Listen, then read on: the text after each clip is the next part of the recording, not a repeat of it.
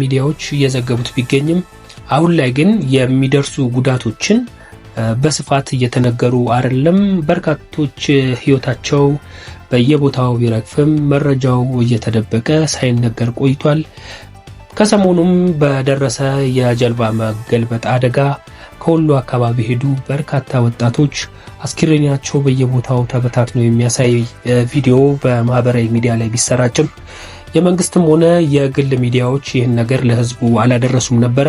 በስተመጨረሻ ላይ ግን ከቲክቶክ በተንሸራሸረ ቪዲዮና እንዲሁም ቴሌግራም ላይ በተገኘ ቪዲዮ ምስክር በማድረግ በርካቶች እርማቸውን ሲያወጡም መልሰን ቪዲዮን መመልከት ችለናል። እጅግ ልብ የሚሰብር እጅግ የሚያሳዝን ጉዳይ ቢሆንም አሁንም ነገሩ ችላ እየተባለ ይመስላል። ዛሬ ደግሞ ከቢቢሲ ያገኘነው መረጃ ይህንን የሚያጠናክርና ሀገራችን ከምን ወዴት እየሄደች ነው የሚያስብል እንዲሁም ዜጎች ላይ የሚደርሱ ጉዳቶች መልሰው ባለመነገራቸውና እርማት ባለመወሰዱ ነገም ተመሳሳይ ጉዳት መድረሱ የማይቀር መሆኑን የሚያመላክት ሆኖ አግኝተነዋል።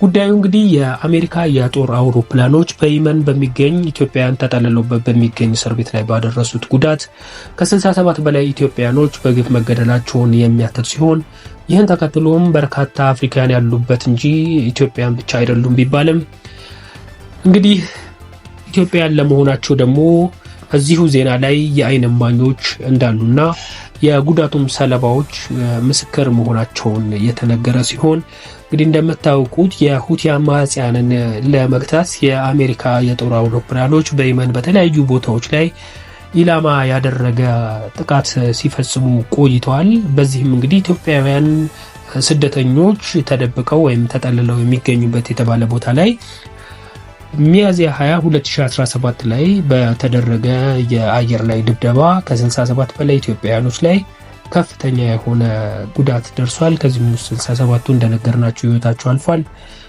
በቦታው የነበረ አንድ ወጣትም በአማርኛ እናቴን እያለ ሲናገር በመስማታቸውና ከጥቃቱ ያመለጡ ኢትዮጵያውያን በርካቶች ኢትዮጵያን እንዳለፉበት ተናግረዋል ማለት ነው። እንግዲህ ይህ እስከ መቼ እንደሚቀጥል ባይታወቅም በጥቃቱ ከተገደሉት ኢትዮጵያውያን መካከልም 3ቱ የአጎትና የአክስት ልጆች በአንድ ላይ ህይወታቸው ማለፉን ቢቢሲ ከቤተሰቦቻቸው ለመረዳት ችሏል። እንግዲህ ይህን የምንለው በርካታ ወጣቶች የተሻለ ህይወት ፍለጋ ሀገራቸውን አቋርጠው ወደ ሌላ ሀገር ለመሄድ ይመኛሉ። አሁን ሀገራችን ያለችበት የኑሮ ውድነት እና የስራ እጦትም ለበርካቶች መሰደድ እንደ ምክንያትነት የሚጠቀስ ተደርጎ ይነሳል።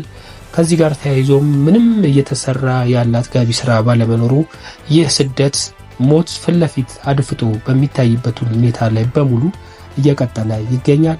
እንዲሁም ደግሞ የተለያየ የማህበረሰባችንን ክፍል ጉዳይ ላይ ያለውን አሰቃቂነት አስከፊነቱ ባለመነገሩ አሁንም የበርካቶች ህይወት አንዴ በጦርነት ሌላ ጊዜ በስደት እየተቀጠፈ ይገኛልና ይህንን በየቦታው ይህን መረጃ በማዳረስ የሰሙት ላልሰሙት በማዳረስ መረጃው እንዲደርስ በማድረግ ያልሰሙ ወገኖቻችን ራሳቸውን ከጥቃት እንዲከላከሉ ከተቻለም ጉዟቸውን በህጋዊ መንገድ እንዲያደርጉ በማድረግ የዜጎቻችንን ህይወት እንድንታደግ አብረን እንስራ እንላለን።